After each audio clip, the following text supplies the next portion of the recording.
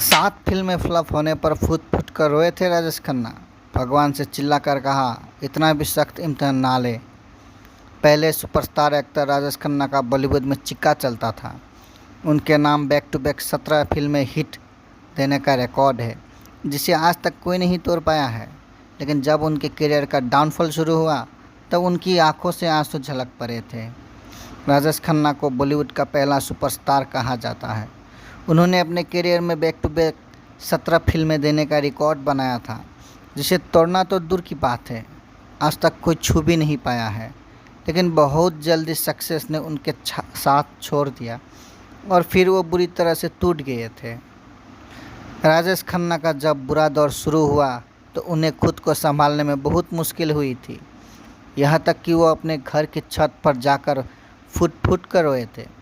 उन्होंने आसमान की तरफ देखकर भगवान से शिकायत की थी कि उनके साथ ऐसा आखिर क्या हो रहा है।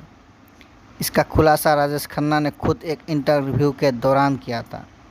राजेश खन्ना ने साल 1990 में मुंबई के एक मैगजीन के साथ इंटरव्यू के दौरान कहा, मुझे याद है सुबह के 3 बजे थे। मैंने अपनी सफलता को चरम पर देखा था और फिर अचानक मैंने पहली बार असफलता का स्वाद चखा।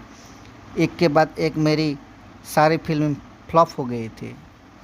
उन्होंने कहा, बारिश हो रही थी, वहाँ पर बहुत अंधेरा था और मैं घर की छत पर अकेला था। मैं बेकाबू हो गया था।